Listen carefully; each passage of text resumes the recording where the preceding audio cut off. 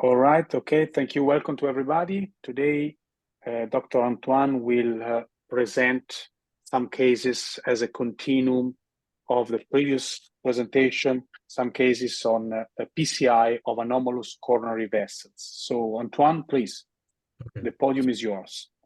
So hello, everyone. Today I will continue our previous lectures. So today I will talk about PCI of anomalous coronary vessel lesions.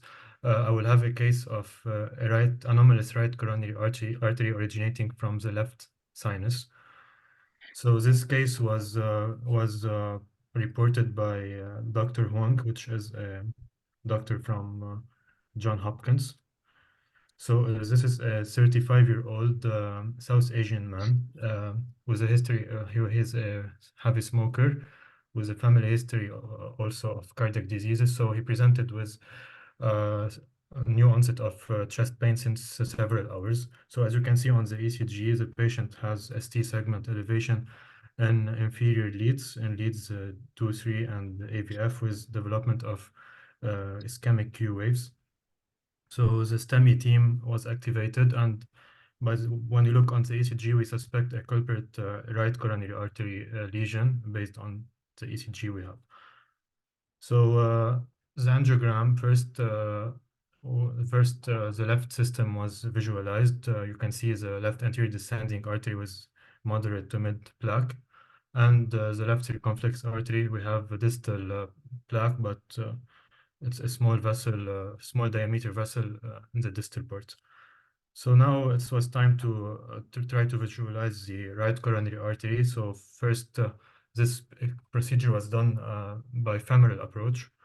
So they couldn't engage the right coronary artery using the Judkins right for guiding, which was a 6 French guiding. Then they used also the 3D RC guide and the Amplatz left one guide. All of these guides were not successful to engage the right coronary artery. We're talking here based that the right coronary artery originating from the right side. So they tried to use a non-selective injection also, as they didn't see anything when the catheter was placed on the right cusps. So it was unsuccessful to visualize it, to visualize the artery. So next they tried to do a non-selective injection using the Amplatz left one guide, but this time they injected on the left side, and you can see here. Antoine, Yes. it would be interesting to understand how much time they spent Mm, before thinking of watching the RCA from mm, the left system.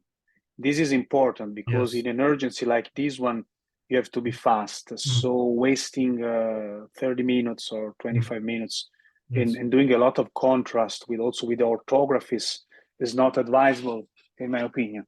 So Mm. do you have this information? No, it wasn't mentioned, but based on that, they used 3 guides, and then they did 2 non-selective injections. So I suspect it was more than 20 minutes, maybe, Yeah, all right. based on what they did. So 3 guides and 2 non-selective injection, and finally, they were able to see a trace of the right coronary artery originating from the left sinus of Valsalva. So here they did a non-selective injection, so they confirmed the presence of a anomalous right coronary artery originating from the left and with a high takeoff as well. So if you look on the literature, you can see that ectopic right coronary artery has Can you come back, Antoine, a little bit to the yes. previous one? Yes, thank you. I would like to hear a comment by some of our interventional cardiologists, for example, Vacas. Which guiding catheter would you use in this case?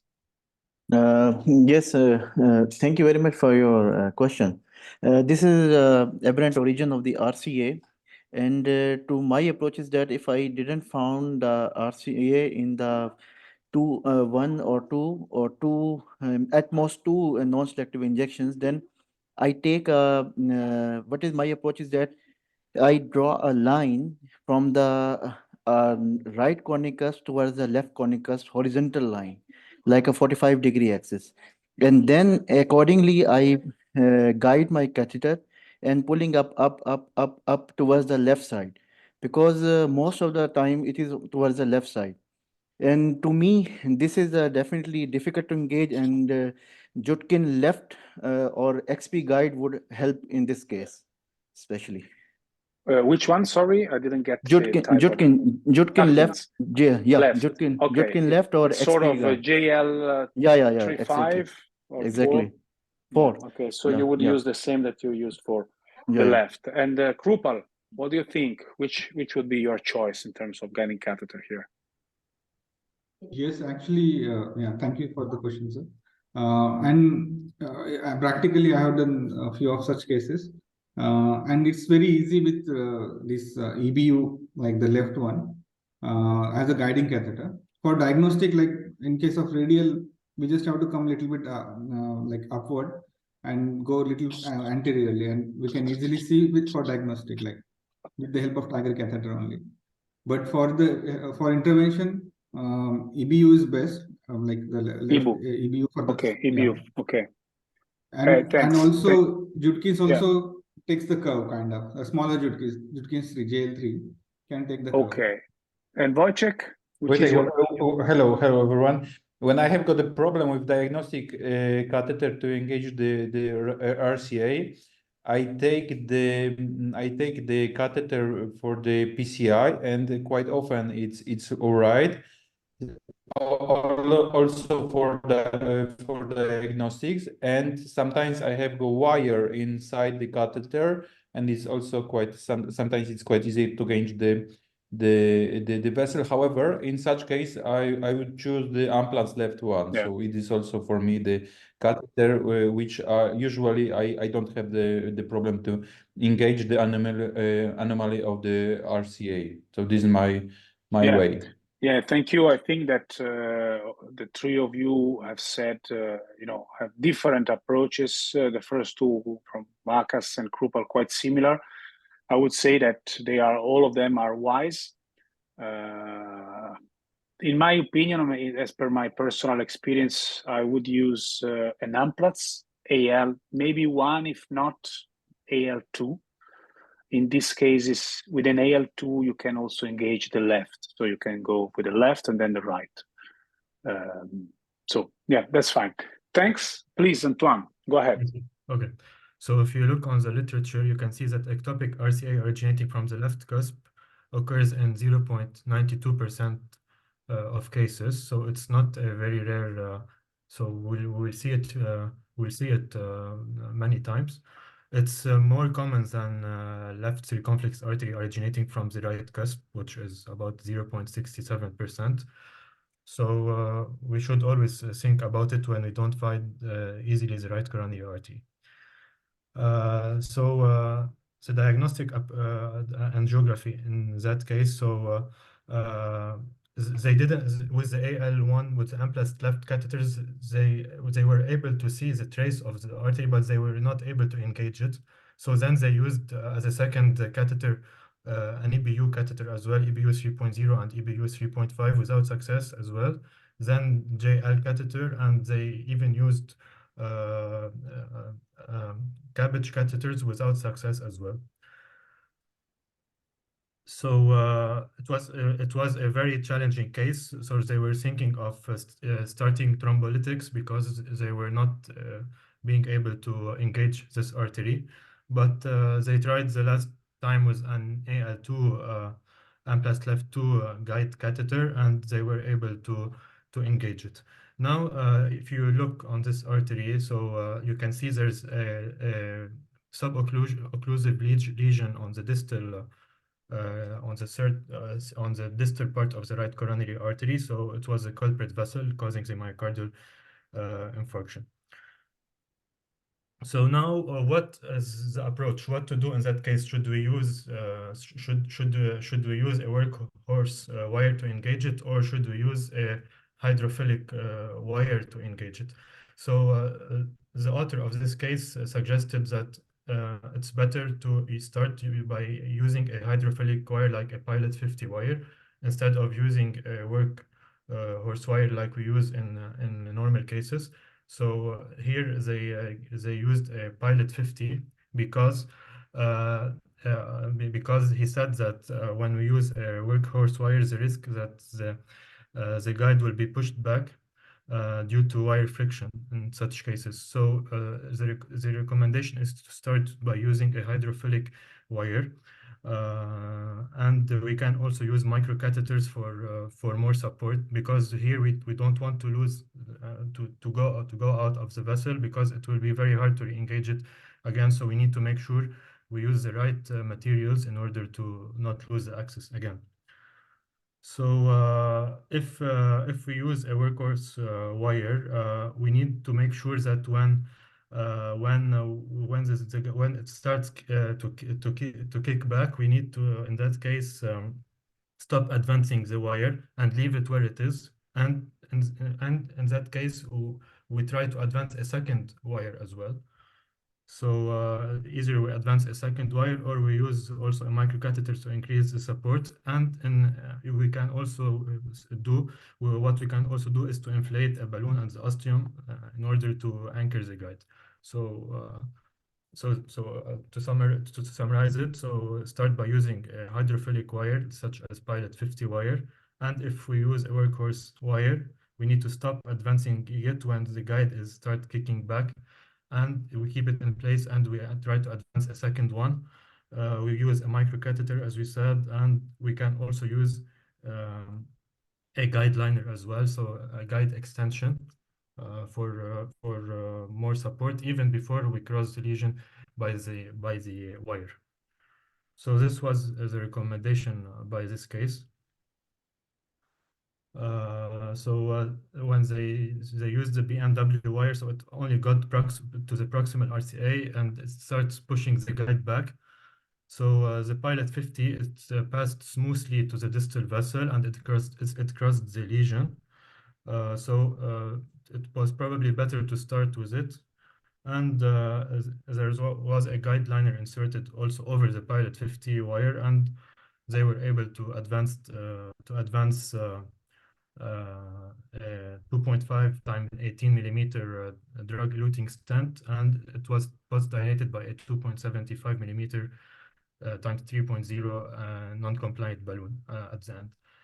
So it was a very challenging case, and they used a lot of guide catheters, a lot of wires, a lot of microcatheters, and guide liner as well. So, but at the end, they were able to put a stent on the culprit lesion.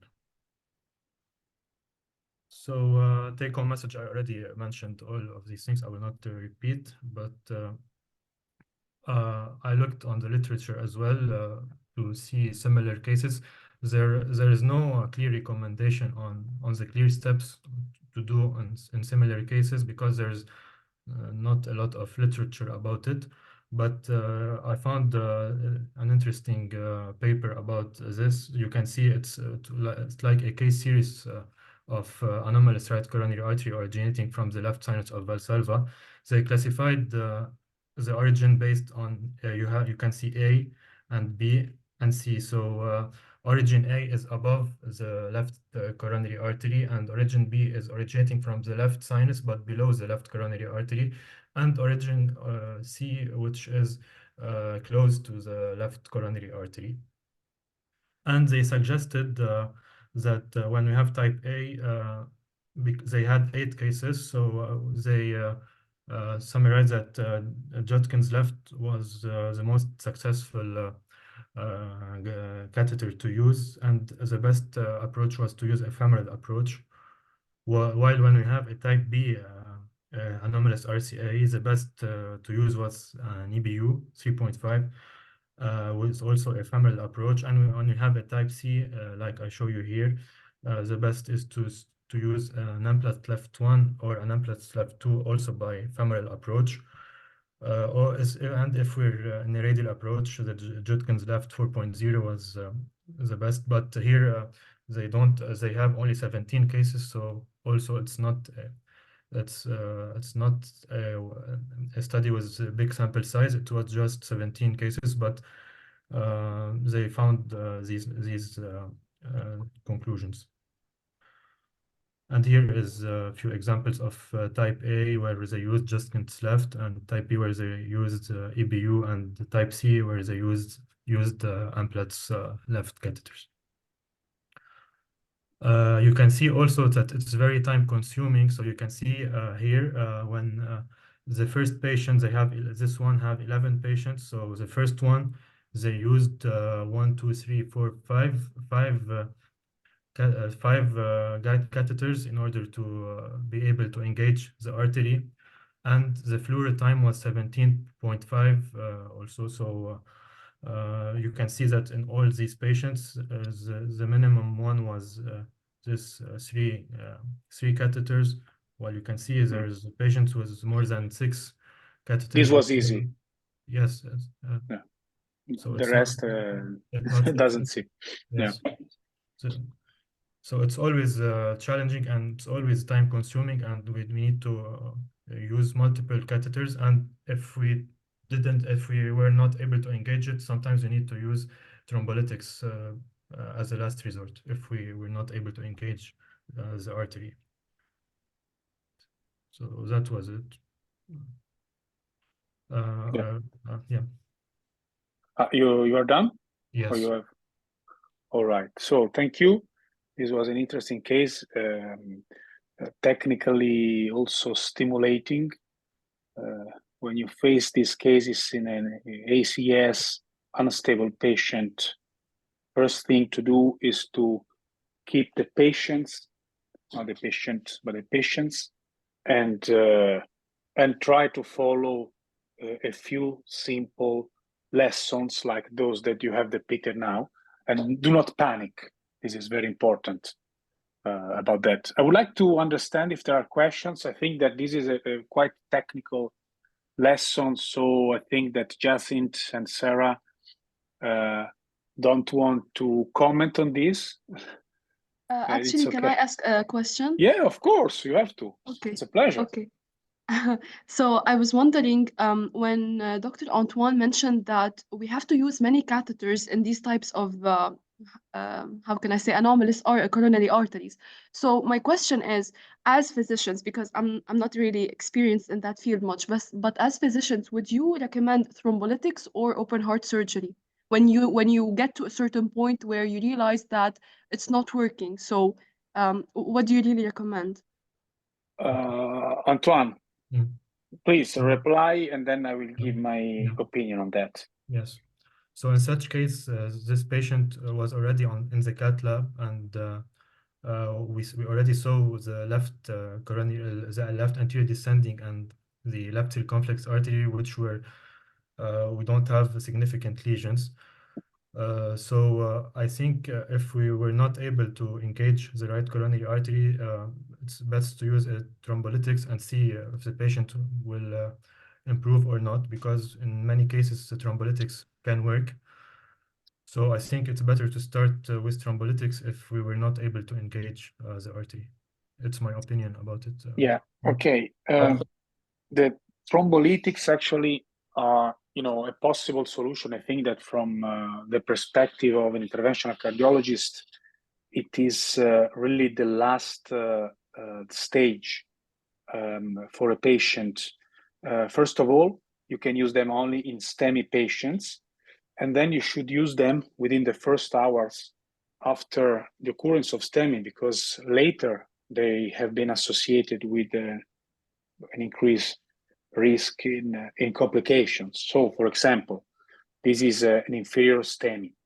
If the patient comes and then you give a try, the patient spends 1 hour in the cath lab, and in the end you are at the 11th or 12th hour after the symptoms onset. I'm not sure that giving a thrombolytic with a transfemoral approach, a hole there, is not a good possibility, a good option. According also to the severity of the clinical status of the patient. For example, we know that an inferior ST elevation myocardial infarction is not associated with a a real impaired outcome if the patient is stable. Yes. Whereas Yes. an anterior STEMI is associated with an impaired outcome. And on the other hand, we also have to take into account the bleeding risk of the patient, the age, and all of this. So if you consider all of this, I think that there is a niche for thrombolysis, but we should be sure that this is the right choice for this patient. Okay, I got it. I got it. Thank you so much. Thank you, Dr. Antoine. Thank you, Dr. Cortez. May I ask something? One Yes, more question? please. Especially when you are doing primary PCI and the patient is in the cath lab and you are giving, with starting the procedure, my approach is to give heparin according to body weight. And if such failure happen to us, then along with heparin, if we are going for thrombolytic therapy, it will be, I think, more bleeding risk will increase in this scenario. What is your thinking about it? Well, actually, thrombolysis has been studied many years ago on top of heparins. So those patients were treated also with heparin because heparin is acting in an anticoagulant way, which is a different one from the thrombolysis, which is dissolving the fibrin that is the last step of the formation of the thrombus. So heparin is given for, this is quite clear, for prevention of thrombotic events and not for dissolving thrombus, whereas thrombolysis, yes. Of course, both put together with a hole in the femoral artery are associated with an increase in the risk of bleedings. My suggestion, but this is, what I usually do in any type of PCI is not to give the final dosage of heparin at the beginning. For example, a 90-kilogram male, if you give 9,000 of heparin, you will have a boost action. You will have an ACT which will raise to maybe 400 or almost 400. And then after 30 minutes, it will start reducing. And then you don't have a predictable value of anticoagulation. You don't always work in the area where you should work around 250 of ACT. If you give just a big bolus and then another bolus after 1 hour and a half. So usually what I do in STEMI, but also in non-STEMI patients, is to give a small bolus at the beginning, 5,000, which will cover I would say, fast and uncomplicated PCI, and then another small bolus of 2,000, 3,000 after 30 minutes or according to ACT. So in this way, you will be able to maintain and without having the peaks of ACT for the entire duration of the angioplasty. But of course, you will always have to remind the nurses, the staff, to do the ACT and to control how is the coagulation. Yeah, thank you. Antoine, do you have comments on these questions? No, it was my same answer as well. I wanted to show you 2 slides. I forgot to show them. All right. We still have 1 minute. Yeah. Okay. So, sorry. So 2 or 200? Huh? I'm joking. Please. Okay, so I want to talk about the role of cardiac ultrasound in anomalous coronary vessels. So I have a video here. I'm not sure why it's not trying to play. No, we can see it. We can see it. Yeah. Sorry. Okay, so you can see there's this is the rack sign. So when we see this sign on the echo, we need to suspect a retroaortic anomalous coronary artery. So usually the left circumflex artery is traveling retroaortic, so posterior to the aortic root. So in that case, the patient had a left circumflex artery originating from the right sinus of Valsalva. And sometimes when you have an intramural right coronary artery originating from the left cusp, you can see it also on the echo. So on the first picture, you can see it clearly, the right coronary artery, which has an intramural origin inside the aortic wall. So echo is sometimes helpful to suspect these cases before doing the angiography. Yeah, you have to have a very well equipped cath lab. Yeah. But I think that in modern neurointerventional cardiology, any cath lab should have an echo machine also with a probe dedicated to the access. So a vascular probe. I think this is very important. And you should also have an experienced echocardiographer or sonographer. Yeah. And it's not easy to see the anomaly of a left circumflex artery actually by the echo. Yes. With a CT scan, usually you can do the diagnosis, but in the setting of a STEMI is not easy. But, yes. Yeah, these are very nice pictures. Especially in the CT scan to know if it's going behind the aorta or so to know the tract exactly.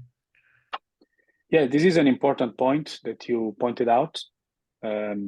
Because the anomalous circumflex that is passing between the aortic root and the pulmonary artery root is the one associated with more higher risk of sudden death and malignant arrhythmias, whereas the other one passing behind is associated with a more in a better outcome.